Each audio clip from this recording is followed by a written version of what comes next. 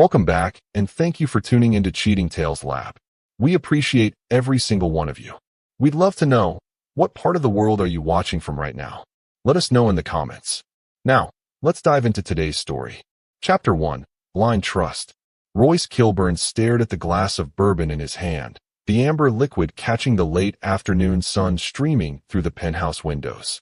10 years had passed since that rainy April morning when he'd left Westridge with nothing but a duffel bag and $150 in his pocket. Now, as CEO of Kilburn Innovations, he commanded a technology empire worth billions. His executive assistant, Morgan, knocked lightly on his office door. "Mr. Kilburn, the files you requested on Mercier Holdings." Royce's jaw tightened at the name. "Thank you, Morgan. That'll be all." Opening the folder revealed financial statements showing Mercier Holdings on the brink of bankruptcy. His parents' company, once the crown jewel of Westridge, was now drowning in debt. The memories flooded back. 5 years into his marriage with Brooke Mercier, Royce had thought he had everything. A loving wife, supportive in-laws who had taken him in when his own parents died, and a modest but growing investment portfolio. He'd worked his way up from stock boy to manager at Mercier department stores while putting himself through business school at night. Lawrence and Diane Mercier had seemed to accept him fully into their family, despite his humble beginnings. Lawrence often boasted about his self-made son-in-law at their country club gatherings, but Royce never quite belonged in their circle. What Lawrence didn't know was that Royce had been quietly building a separate investment account, putting away money for the business he dreamed of starting. Brooke knew about it. They'd agreed it would be their escape fund, their chance to break away from her family's shadow and build something of their own. That winter, Royce had noticed subtle changes in Brooke. Late nights at charity functions, new clothes, perfume he didn't recognize. He'd dismissed his suspicions, buried himself in work and his night classes. His final semester was brutal, and he barely saw his wife. On graduation night, Lawrence had thrown him a lavish party at the Westridge Country Club. Royce remembered how Brooke had arrived late, how her smile seemed forced, how her eyes kept drifting to someone across the room. Asher Whitfield, Lawrence's new business partner. "You seem distant lately," Diane had commented to Royce that night, her voice lowered. "Don't take your wife for granted. Men like Asher don't wait for opportunities, they create them." The words had seemed odd then, but he'd brushed them off as the usual reminder of his outsider status. 2 days later, he received a notification from his bank that drained the blood from his face. A transfer of $175,000, his entire investment fund, had been initiated. By Brooke. Chapter 2, Betrayal's Edge. Royce burst through the doors of the Mercier estate, his graduation certificate still in his car, forgotten. He found Lawrence, Diane, and Brooke in the sunroom, having tea like it was any normal afternoon. "Where is it, Brooke?" he demanded, his voice eerily calm despite the storm raging inside him. Brooke set down her teacup, her hand trembling slightly. "What are you talking about?" "The money. Our future. The $175,000 you transferred out of our account yesterday." Lawrence rose slowly. "Sit down, Royce. This isn't how civilized people handle disagreements." "Civilized?" Royce laughed bitterly. "Is it civilized to steal from your spouse?" Diane sighed dramatically. "It wasn't stealing. That money belongs to this family." "What?" Royce felt like he'd been punched. "I've been patient," Lawrence said. "I've watched you squirrel away money that could have been invested in our family business. Money that my daughter deserved after supporting you through school. Money that, let's be honest, you only have because of the opportunities we gave you." Brooke finally met his eyes. "I'm leaving you, Royce. Asher and we've been seeing each other for months. I didn't know how to tell you." The betrayal knocked the air from his lungs. "And my money? That was what, a parting gift." "She deserves everything," Diane said coldly. "After what you put her through." "What I put her through?" Royce's voice rose. "I worked 60-hour weeks at your stores while completing my degree. I built that savings cent by cent. And where did you get the opportunity to earn those cents?" Lawrence countered. "Who gave you that manager position when you had no experience? Who introduced you to investment advisors? You were nothing when you met Brooke." The word nothing echoed in Royce's mind. He looked at Brooke, waiting for her to defend him, to acknowledge the years they'd spent building dreams together. Instead, she twisted her wedding ring off and placed it on the table. "I'm sorry, Royce, but Asher can give me the life I deserve. We're announcing our engagement next month. Your engagement? Royce felt his world crumbling. How long have you been planning this? Long enough to know it's right, she replied, avoiding his gaze. Lawrence placed a hand on Royce's shoulder. I've had the lawyers draft divorce papers. Sign them. Take the settlement. It's generous, considering, and move on. We all know you don't belong in this world anyway. Royce shrugged off Lawrence's hand. My savings account, Brooke. Is that gone too? Her silence was answer enough.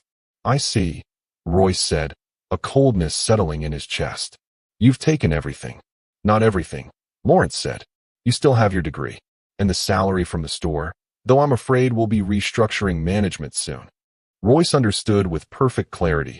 They were cutting him out completely. Job, wife, money, family, all gone in one coordinated strike. We've arranged for you to stay at the Hampton Inn until you find a place, Diane added, as if offering a kindness. Your things have already been packed. Chapter 3. Exodus with $150. The Hampton Inn was a final humiliation. Royce found his belongings haphazardly thrown into luggage he didn't recognize. Cheap suitcases, not the leather set he and Brooke had bought for their 5th anniversary. His suits were missing, as were his watches and cufflinks, wedding gifts from Lawrence. The desk clerk handed him an envelope along with his room key. Inside was $150 cash and a note in Lawrence's handwriting. Severance. Best of luck. Royce laughed until tears streamed down his face. 5 years of marriage, countless hours of work, a business degree, and all he had to show for it was $150. That night, sleep eluded him. The faces of Lawrence, Diane, Brooke, and Asher flashed through his mind. He'd been a fool, believing he could join their world through hard work and loyalty. They'd seen him as nothing more than a diversion for their daughter, a capable employee to exploit. As dawn broke, Royce made a decision. He wouldn't waste energy on immediate revenge or public drama. No, he would disappear, rebuild, and return when they least expected it. Not as the desperate ex-husband, but as someone with the power to destroy everything they held dear. He withdrew his remaining $32.47 from his personal account before they could freeze that too. With $182.47 to his name, Royce bought a bus ticket to Pittsburgh, a city far enough away, but with enough opportunities for someone with his newly minted business degree. His first week in Pittsburgh was brutal. He stayed at a hostel, spent his days at the library researching companies and sending applications, and his evenings washing dishes at a diner for cash under the table. The work was mindless, giving him time to plan. 2 weeks in, one of the regular diner customers, a woman named Phoebe Santiago, noticed him reading a business journal during his break. You know anything about supply chain optimization? She asked, sliding into the booth across from him. Royce looked up, startled. Actually, it was my focus in business school. Phoebe raised an eyebrow. Business school graduate washing dishes? There's a story there. Not one worth telling, Royce replied. I disagree, she said, sliding a business card across the table. I run a logistics consulting firm. Small, but growing. One of my clients is having supply chain issues that are costing them millions. Fix it, and I'll give you 10% of my fee. Royce studied the card. Why would you trust a dishwasher with this? I don't. But I trust the desperation I see in your eyes. Hungry people work harder. She stood to leave. Besides, what have you got to lose? The next day, Royce met Phoebe at her office, a converted warehouse space filled with whiteboards and computer stations. She introduced him to her team of 4 and explained the problem. A manufacturing client with 18 facilities across 3 states was hemorrhaging money due to inefficient routing and inventory management. They've got consultants from McKinsey coming in next month, Phoebe explained. If we can't fix it before then, we lose the contract. Royce spent 3 days analyzing data, creating models, and developing a solution that would save the client an estimated $4.2 million annually. When he presented it to Phoebe, she stared at him in silence for a full minute. Where did you come from? She finally asked. Nowhere important, Royce answered. Phoebe implemented his solution. The client was so impressed they canceled the McKinsey consultation and doubled Phoebe's contract. True to her word, she gave Royce 10%, $120,000. Join my team, she offered. As a partner, not an employee. Why would you make me a partner? You barely know me. Because talent like yours comes along once in a lifetime, she said simply. and I'm smart enough to recognize it when I see it. For the first time since leaving Westridge, Royce felt something other than rage and humiliation. He felt seen. Chapter 4. Foundations of Empire. Over the next 3 years, Royce and Phoebe transformed Santiago Logistics into Santiago Kilburn Strategic Partners. Their client list expanded from regional manufacturers to Fortune 500 companies seeking to optimize their operations. Royce's innovative approaches to supply chain management and Phoebe's network of industry connections proved an unbeatable combination. Royce lived modestly despite his growing wealth. He rented a simple apartment, drove a reliable but unremarkable car, and invested nearly everything back into the business or his private portfolio. The memories of having everything stripped away kept him vigilant, trusting no one completely, not even Phoebe. He maintained a separate investment account that even she didn't know about. By the 3rd year, that account had grown to over $5 million through aggressive but calculated investments in emerging tech companies. During a consultation with Webb Electronics, a consumer electronics manufacturer, Royce identified a fundamental flaw in their product development cycle. Instead of just fixing their supply chain, he rewrote their entire product development strategy. "This isn't what we hired you for," Phoebe warned as they prepared to present to Webb's executive team. "Trust me," Royce replied. "This is worth 10 times what they're paying us." Webb's CEO, Lincoln Webb, was initially skeptical of the young consultant's recommendations but agreed to implement them on a trial basis. 6 months later, Webb Electronics launched a new product line that captured 23% of the market in its first quarter. Lincoln called Royce personally. "Whatever we're paying you, it's not enough. Name your price to come work for us exclusively." Instead of accepting the job offer, Royce proposed something bolder, a joint venture to develop the next generation of smart home technology, with Santiago Kilburn providing the operational framework and Webb providing the hardware expertise. "You're not thinking big enough," Royce told Lincoln. "Webb Electronics can own the future of home automation, but you need a partner who understands how to build and scale the ecosystem, not just the devices." Webb Home Systems was born, with Royce holding a 30% stake separately from Santiago Kilburn's 15% share.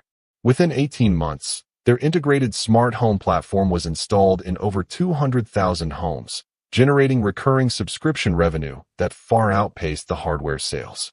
Phoebe confronted Royce about his separate deal with Webb. "You used our company's resources and reputation to build your own side business. That's not partnership, Royce." "I built something that benefits all of us," he countered. "Santiago Kilburn's valuation has tripled because of the Webb association." "It's not about the money," Phoebe argued. "It's about trust. We can't be partners if you're always planning your own exit strategy." Her words hit too close to home. Royce had indeed been planning his eventual separation from Santiago Kilburn, building his own empire within the shadow of their partnership. "You're right," he admitted, surprising her. "Let me make it right." Royce restructured his Webb holdings, giving Santiago Kilburn an additional 10% stake and retaining 20% personally. The gesture repaired their relationship temporarily, but Phoebe remained wary of his ultimate ambitions. By year 5, Royce had leveraged his Webb success into a network of technology investments spanning home automation, artificial intelligence, and advanced materials. His personal net worth crossed $100 million, though few outside his immediate circle knew it. He operated through shell companies and investment vehicles, keeping his growing influence hidden from public view. When he finally left Santiago Kilburn to focus on his own ventures, he did so amicably, selling his stake to Phoebe at a fair price and ensuring the company would thrive without him. She understood his need to build something entirely his own, even if she never fully trusted his motives. "Whatever demons you're running from," she said at their parting dinner, "I hope you find peace when you catch them." Royce merely smiled. Peace was never his objective. Chapter 5. Kilburn Rising. Kilburn Innovations emerged as Royce's flagship company, headquartered in a sleek glass tower in downtown Pittsburgh. Unlike Webb Home Systems, which focused on consumer technology, Kilburn specialized in enterprise-level artificial intelligence solutions that transformed how major corporations operated. Royce assembled a team of brilliant but overlooked talents, people with extraordinary skills who had been marginalized or undervalued by traditional corporate structures. His head of AI development, Zara Malhotra, had been passed over for promotion at 3 major tech firms despite creating algorithms that made millions for her employers. His chief strategist, Dominic Cruz, had been forced out of a venture capital firm after proposing investments that were deemed too risky, investments that later yielded returns exceeding 4,000%. "I don't care about your background, your education, or who you know," Royce told each new hire. "I care about what you can build and how hungry you are to prove everyone who doubted you wrong." This philosophy created fierce loyalty among his team and a corporate culture unlike any other in the industry. Kilburn became known for its ruthless innovation and ability to identify opportunities others missed. Their breakthrough came with KI Core, an artificial intelligence platform that could predict supply chain disruptions, market shifts, and consumer behavior changes with unprecedented accuracy.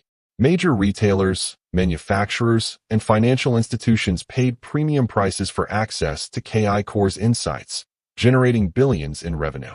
As Kilburn's value soared, Royce maintained his privacy. He avoided industry conferences, rarely gave interviews, and never appeared in promotional materials for his company. His executive team handled public relations while he focused on strategy and expansion. This anonymity served a purpose beyond personal preference. Royce had begun tracking the Mercier family and their business interests through discreet channels. Lawrence had expanded Mercier Holdings beyond department stores into real estate and hospitality, but their growth was built on debt rather than innovation. Brooke and Asher Whitfield had married and assumed leadership roles in the company, with Asher serving as president and Brooke as chief marketing officer. From his digital reconnaissance, Royce learned that Mercier Holdings had over-leveraged itself, acquiring luxury properties in markets that were now declining. Their flagship department stores were losing ground to online retailers, and their attempts to develop an e-commerce presence had failed spectacularly due to poor implementation and lack of understanding of the digital landscape. Most significantly, they had invested heavily in a planned upscale mixed-use development called Mercier Grand, a combination of retail, residential, and office space that was intended to revitalize downtown Westridge. Construction had begun, but financing issues had already caused delays and budget overruns. Royce saw his opportunity taking shape. Through anonymous investment vehicles, he began acquiring debt instruments related to Mercier Holdings, particularly those connected to the Mercier Grand project. He also purchased land surrounding the development through shell companies, gradually tightening a financial noose around his former in-laws' necks, all while remaining completely invisible to them. By year 8 of his exile, Royce's fortune had grown to over $2 billion. Kilburn Innovations had expanded into cybersecurity, advanced materials, and quantum computing, with each division generating substantial profits. Forbes magazine named him one of the most influential technologists in America, though they could only publish a silhouette for his profile, as he refused all photographs. That same year, he received an intelligence report that Mercier Holdings was actively seeking outside investors to save the Mercier Grand project. They had approached several private equity firms, but had been rejected due to concerns about the company's overall debt load and management structure. The moment Royce had been planning for was finally approaching. He established a new entity called Phoenix Capital with himself as the anonymous principal investor and hired Vanessa Prescott, a formidable investment banker with no connections to his past, to serve as its public face. "Your job is simple," he told Vanessa during their first meeting. "Approach Mercier Holdings as a potential white knight investor. Express interest in their Mercier Grand project, but insist on meeting with the entire family leadership team, including Lawrence and Diane Mercier, before committing any funds." "What's your real interest in this company?" Vanessa asked bluntly. "Their financials are a mess, and this development project is unlikely to succeed given current market conditions." Royce's expression remained neutral. "Let me worry about the return on investment. Just get me in the room with the Merciers." Chapter 6. The Ghost Billionaire. As Phoenix Capital initiated contact with Mercier Holdings, Royce intensified his preparations. He had one opportunity to orchestrate the perfect downfall of the family that had destroyed his former life, and every detail needed to be flawless. Through his intelligence network, he learned that Lawrence and Diane had been gradually transferring operational control to Brooke and Asher, though Lawrence remained chairman of the board. The couple had 2 children, a 9-year-old daughter named Penelope and a 7-year-old son named Lawrence Jr., called LJ. They lived in the Mercier family estate, having renovated the east wing into their own private quarters while Lawrence and Diane occupied the main house. Asher had proven himself an ambitious but reckless leader, initiating the Mercier Grand project despite warnings from their financial advisors about taking on additional debt. Brooke had rebranded the company with a focus on luxury and exclusivity, positioning Mercier as heritage luxury for the modern elite. Their marketing campaigns featured their picture-perfect family against the backdrop of their various properties, projecting an image of success and sophistication. What their polished public image concealed was a company on the brink of financial collapse. The Mercier Grand project was already 40% over budget. Their department stores were losing $3 million per month, and their credit rating had been downgraded twice in the past year. Phoenix Capital's expression of interest came at their moment of greatest desperation. Multiple banks had declined to extend additional credit, and 2 private equity firms had walked away after conducting due diligence. The Mercier Grand project had stalled, with half-completed structures standing as monuments to their miscalculation. Vanessa Prescott's initial meeting with Asher and their CFO went exactly as Royce had predicted. Asher attempted to portray their situation as a temporary cash flow issue rather than a fundamental business failure. "What we're offering is an opportunity to be part of Westridge's renaissance," Asher explained, showing architectural renderings of the completed Mercier Grand. Once completed, this development will transform downtown and generate returns exceeding 22% annually. "These projections seem optimistic," Vanessa observed, "especially given current retail trends and the local market conditions." Asher's smile faltered slightly. "We have commitments from several luxury brands to anchor the retail portion, and the residential units are already 30% pre-sold." Vanessa consulted her notes. "Our information indicates those retail commitments have contingency clauses based on completion date and co-tenancy requirements. As for the pre-sales, weren't those primarily to friends and associates of the Mercier family at preferential rates?" The blood drained from Asher's face. Phoenix Capital had clearly done their homework.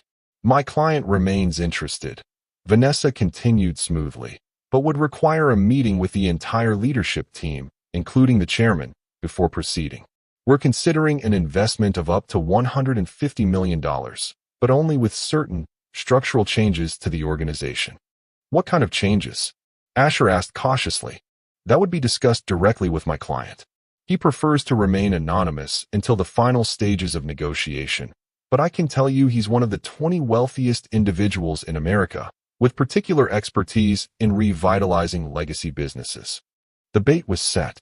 After a hurried board meeting, Mercier Holdings agreed to a direct meeting with Phoenix Capital's principal investor at their Westridge headquarters the following week.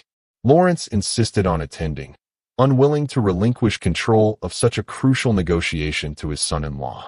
As Royce reviewed the meeting confirmation, a rare smile crossed his face. 9 years, 7 months, and 18 days after being thrown out with $150 in his pocket, he would return to Westridge, not as Royce Kilburn the dishwasher or failed son-in-law, but as the ghost billionaire holding the Mercier family's fate in his hands. The night before the meeting, Royce flew his private jet to an airfield 30 miles from Westridge. He checked into the renovated Montgomery Hotel downtown under an alias, noting with satisfaction that the once grand establishment had declined significantly since the Merciers had sold it to a budget hotel chain 5 years earlier. From his hotel room, he could see the skeletal structures of the stalled Mercier Grand project illuminated by security lights. Construction equipment sat idle, and chain-link fencing surrounded the site. Temporary signs still proclaimed the future home of Mercier Grand, luxury redefined. The weather had begun to fade the glossy images. Royce laid out his custom-made charcoal suit, selected a blood-red tie, and placed his grandfather's pocket watch on the nightstand, the only possession from his previous life that they hadn't managed to take from him. Tomorrow, a decade of planning would culminate in the moment Lawrence Mercier realized exactly who held the power to save or destroy everything he had built. Chapter 7. Return to Westridge. The Mercier Holdings headquarters occupied the top 3 floors of the tallest building in Westridge, a 12-story glass and steel structure that Lawrence had commissioned during the company's expansion 15 years earlier. The boardroom featured floor-to-ceiling windows overlooking the city Lawrence had once dominated, including a direct view of the stalled Mercier Grant project. Royce arrived 15 minutes early for the 10 a.m. meeting, accompanied by Vanessa and two associates carrying leather portfolios filled with documents prepared for every contingency. The receptionist, not recognizing him from his previous life, directed them to wait in the executive lounge until the Merciers were ready. Nervous? Vanessa asked quietly as they sat surrounded by photographs of the Mercier family through the generations, including several featuring Brooke and Asher at charity galas and store openings. Focused, Royce replied, his eyes lingering on a family portrait taken just last year. Lawrence and Diane stood behind Brooke, Asher, and their two children, the perfect multi-generational family business. The imagery was deliberate, projecting stability and continuity to investors and customers alike. At precisely 10 a.m., Lawrence's executive assistant appeared to escort them to the boardroom. "Mr. Mercier apologizes for not greeting you personally," she explained. "The family is already assembled in the boardroom." The double doors opened to reveal the Mercier family seated along one side of a massive mahogany table. Lawrence at the center, flanked by Diane and their corporate attorney on one side, with Brooke and Asher on the other. Their CFO and two additional executives completed the lineup. Lawrence rose to greet them, extending his hand first to Vanessa, whom he assumed was the principal. "Ms. Prescott, thank you for coming.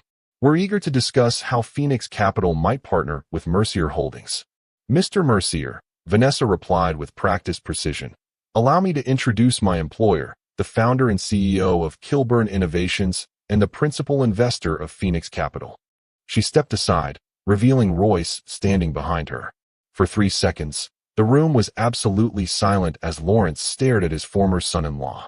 Then recognition dawned in his eyes, followed immediately by confusion and alarm. "Royce!" Lawrence's voice betrayed his shock. "What is this?" Brooke gasped, her hand reflexively covering her mouth. Asher's expression hardened as he assessed the threat this unexpected development presented.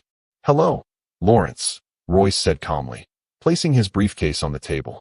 "It's been almost 10 years, hasn't it? Please, everyone remain seated. We have important business to discuss." "This is some kind of joke," Asher interjected, rising from his chair. "Vanessa, if this is your idea of—" "Mr. Whitfield," Vanessa cut him off. "I assure you this is quite serious. Mr. Kilburn is indeed the principal investor of Phoenix Capital, with resources exceeding $3 billion available for appropriate investment opportunities." "Kilburn," Lawrence repeated, noticing the name change. "You expect us to believe that you," he gestured dismissively at Royce, "are a billionaire investor?" Royce smiled thinly. "Not just any billionaire, Lawrence. The billionaire who currently holds $87 million of your company's debt through various acquisition vehicles, controls the land parcels adjacent to your failed Mercier Grant project, and has preemptive rights on the construction loans your banks are threatening to call." The color drained from Lawrence's face as the implications sank in. Their corporate attorney whispered urgently in his ear while the CFO frantically flipped through his documents, trying to verify Royce's claims. Diane found her voice first. "Why are you doing this? If this is about Brooke—" "This isn't about Brooke," Royce interrupted, his voice ice cold. "This is business. Your company needs $150 million to avoid bankruptcy within the next 90 days. I'm here to determine whether that investment makes financial sense for Phoenix Capital." "You can't possibly have that kind of money," Asher challenged, though doubt had begun to creep into his voice.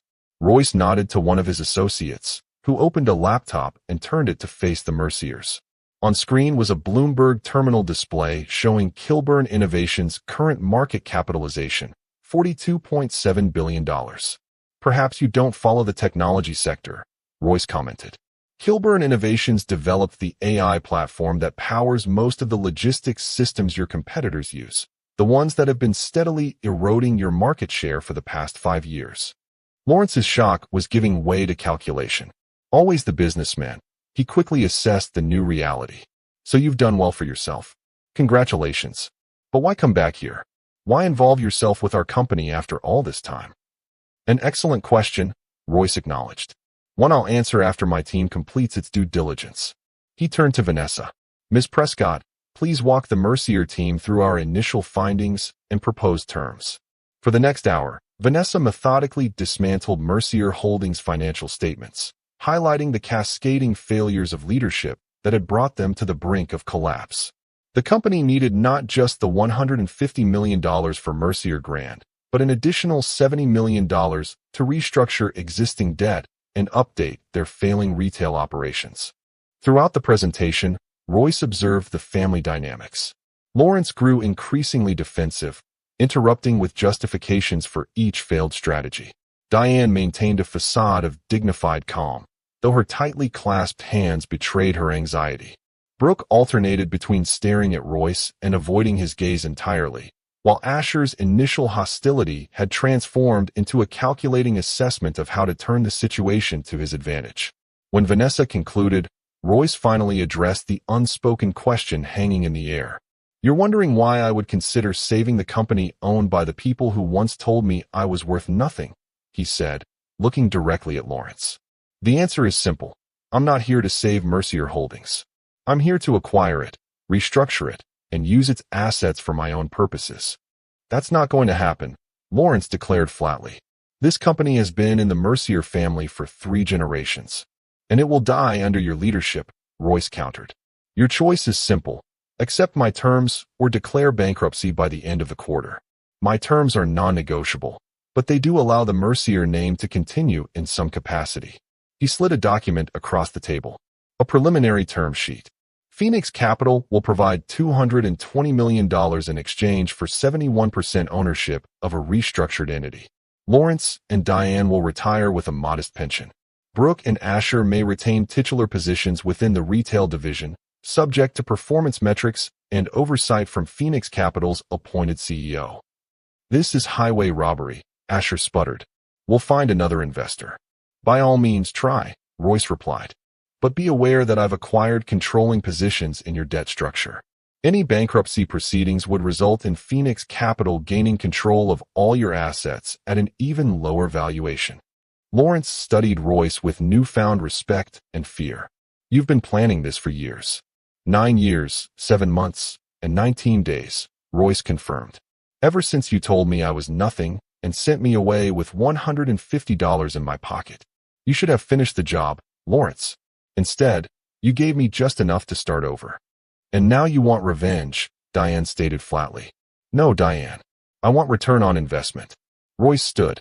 "You have 48 hours to accept these terms before they expire and bankruptcy proceedings begin. Vanessa will remain in Westridge to answer any questions your legal team might have." As Royce gathered his materials, Brooke finally spoke directly to him. "Royce, please. Our children, they don't deserve to suffer for our mistakes." Royce looked at her for a long moment. "Interesting that you mention consequences now, Brooke. You have 48 hours to consider yours." With that, he walked out of the boardroom, leaving the Mercier family to contemplate the ruins of the empire they had built and the man they had underestimated returning to claim it all. Chapter 8. The Bargaining Table. The next morning, Royce received a call from Lawrence requesting a private meeting at the Montgomery Hotel. Against Vanessa's advice, he agreed, specifying that they meet in the hotel's nearly empty restaurant rather than his suite. Lawrence arrived precisely on time, looking significantly older than he had in the boardroom.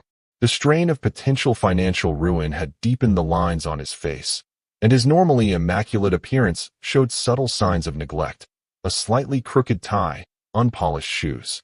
"Thank you for meeting me," Lawrence began after ordering coffee. "I thought we should speak privately, man to man." "We're well beyond that stage, Lawrence," Royce replied coolly. "But I'm curious what you think can be accomplished here." Lawrence leaned forward. "I want to understand what you really want. This can't just be about business.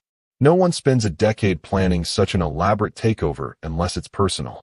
"It was personal when you took everything from me," Royce acknowledged. "It became business when I realized how badly you were mismanaging Mercier Holdings.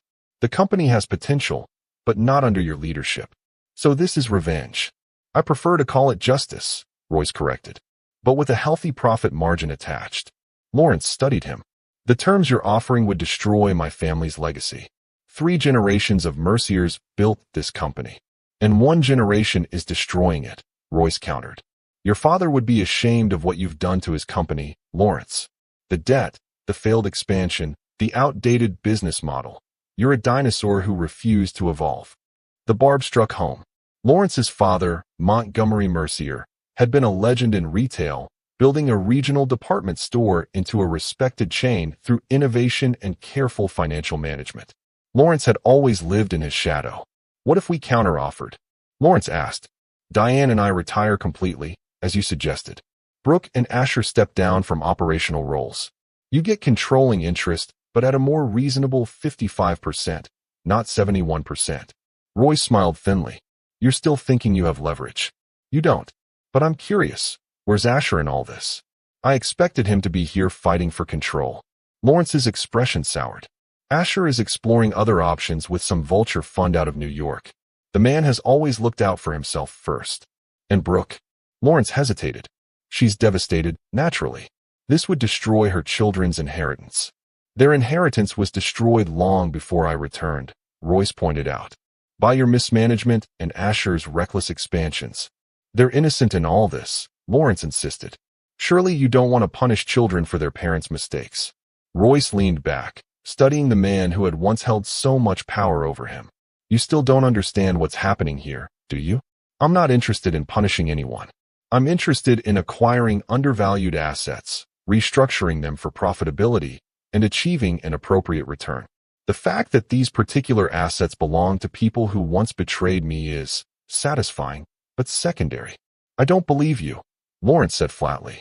No one goes to this much trouble without a personal vendetta. Believe what you want, Royce replied, rising from his seat. But understand this, your counteroffer is rejected.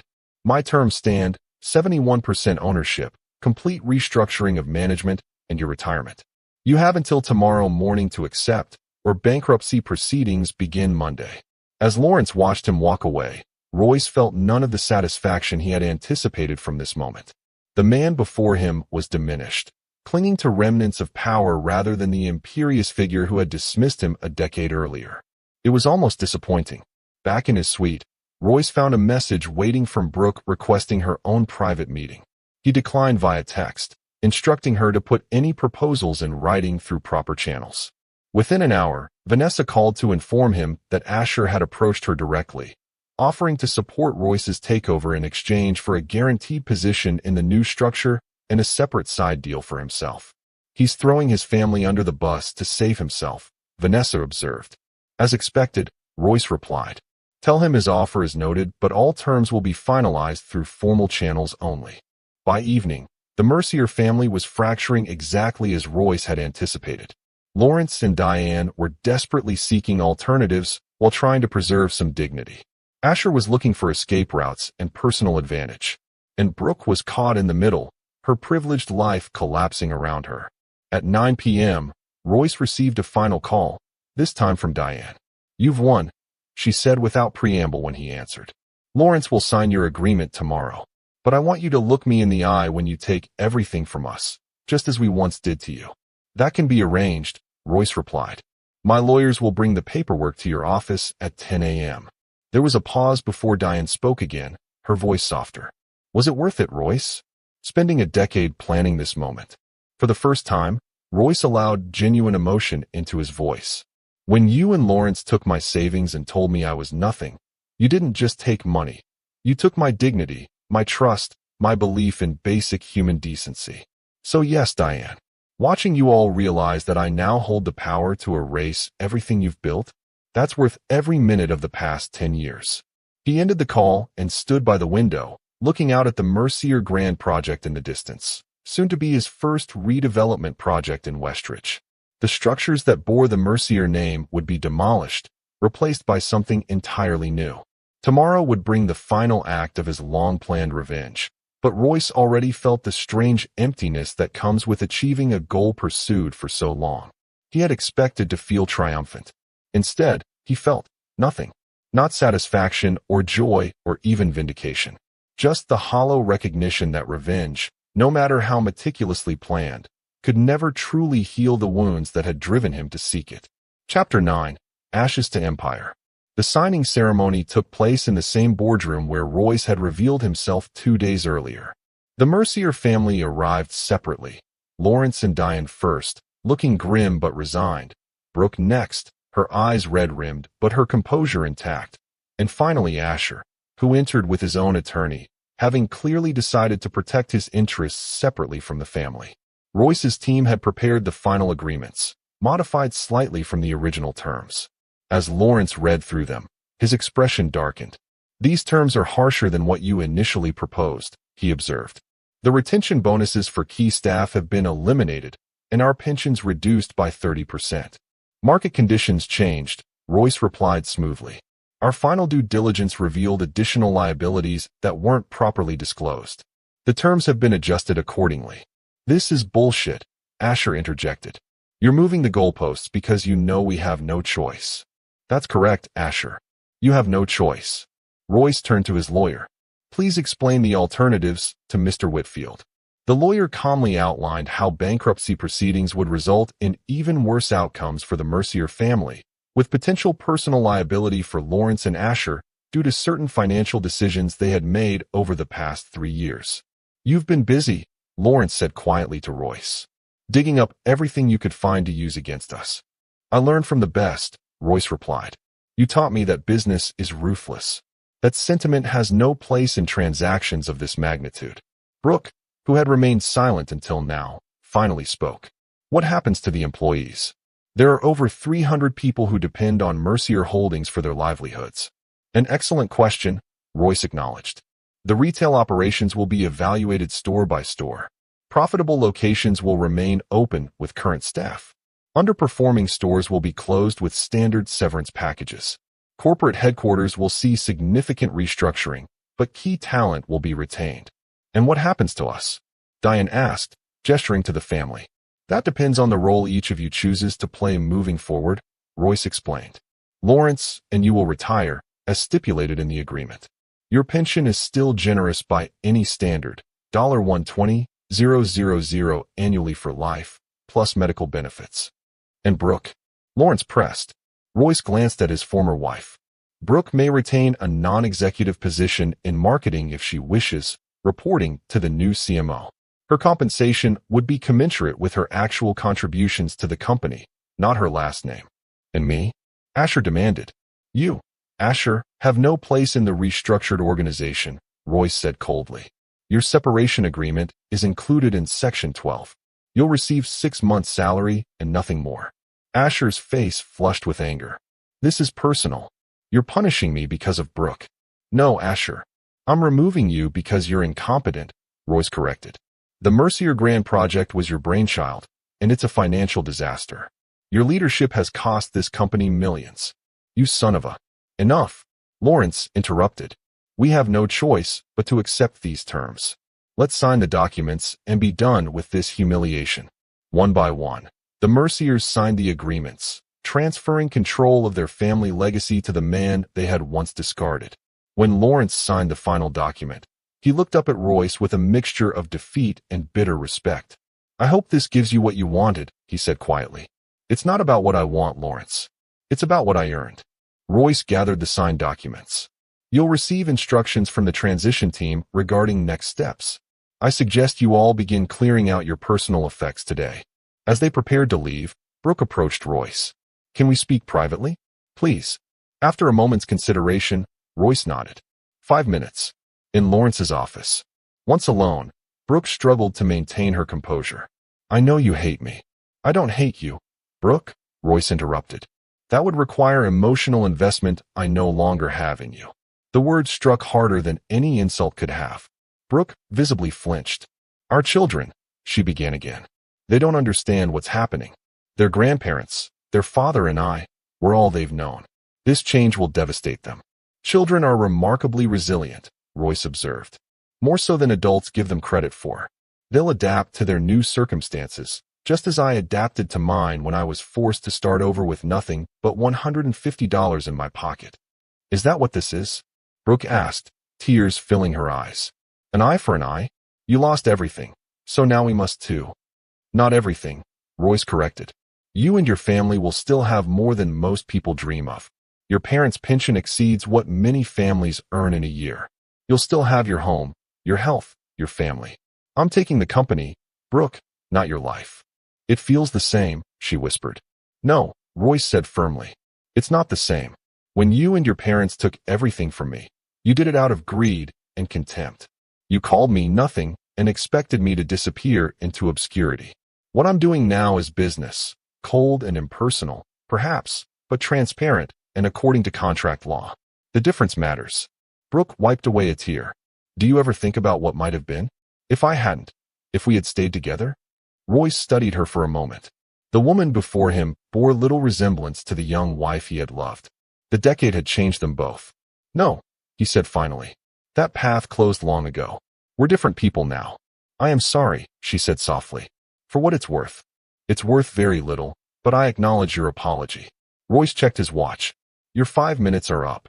The transition team will contact you regarding your position in marketing, should you choose to accept it. He left her standing alone in Lawrence's office, soon to be his office, and rejoined his team in the boardroom. The acquisition was complete. Mercier Holdings now belonged to Phoenix Capital, with Royce Kilburn as its controlling shareholder. Over the following weeks, the transformation began. The Mercier name was removed from all corporate materials, replaced by Phoenix Retail Group. The stalled Mercier Grand project was demolished, with plans announced for a technology campus that would bring over 1,000 high-paying jobs to Westridge. Lawrence and Diane retreated to their vacation home in Florida, their social standing in Westridge irreparably damaged. Asher, true to his nature, abandoned Brooke and their children once his financial prospects diminished, filing for divorce, and moving to Chicago to join a former business associates company. Brooke initially accepted the marketing position Royce had offered, but resigned after 3 months, unable to adapt to her reduced status within the company she had once expected to inherit. She sold the Mercier estate, which had been excluded from the company assets, and moved with her children to Boston to be near her sister. 6 months after the acquisition, Royce stood in his office, formerly Lawrence's, looking out at the city he had left in disgrace a decade earlier. Phoenix Retail Group was thriving under new management, with modernized stores, an expanded online presence, and streamlined operations. The technology campus rising from the ashes of Mercier Grand had attracted attention from major tech companies, positioning Westridge as an emerging technology hub. His assistant interrupted his thoughts. Ms. Prescott is here to see you, Mr. Kilburn. Vanessa entered, carrying a report on their latest acquisition target. The quarterly results for Phoenix Retail are impressive, she noted. The board is quite pleased with the turnaround. As they should be, Royce replied. We've accomplished in 6 months what the Merciers failed to do in 5 years. Speaking of the Merciers, Vanessa said carefully, I heard from our contacts that Brooke Whitfield, or I suppose she's Brooke Mercier again now, has reached out through intermediaries. She's apparently interested in reconciliation. Royce's expression remained impassive. There's nothing to reconcile. Our business is concluded. And Lawrence? Any word from him? None, Royce replied. Nor do I expect any. Lawrence Mercier is too proud to acknowledge his defeat, even now. Vanessa studied him thoughtfully. Was it worth it? All these years of planning, the resources invested, the single-minded focus on one goal. Royce considered the question carefully. The revenge he had sought had been achieved completely. The family that had dismantled his life now lived with the consequences of their actions. Yet the satisfaction he had expected remained elusive. It was necessary, he said finally. Not for the reasons I originally thought, but necessary nonetheless. I built something valuable in the process, something that extends far beyond the boundaries of personal vendetta. And now? Vanessa asked. Royce turned from the window to face her. Now we move forward. Phoenix has acquisition targets across 3 states, and Kilburn Innovations is launching 2 major initiatives next quarter. The past is settled. The future awaits. As Vanessa laid out the details of their next venture, Royce felt the last threads of his old life finally release their hold. The man who had left Westridge with $150 in his pocket no longer existed. In his place stood Royce Kilburn, architect of his own destiny, builder of empires, answerable to no one. The revenge he had sought for so long had transformed into something greater, not merely the destruction of those who had wronged him, but the creation of something they could never have imagined. From nothing, he had built everything. And in the end, that was the sweetest revenge of all. This is where our story comes to an end. Share your thoughts in the comments section. Thanks for your time. If you enjoy this story, please subscribe to this channel. Click on the video you see on the screen, and I will see you there.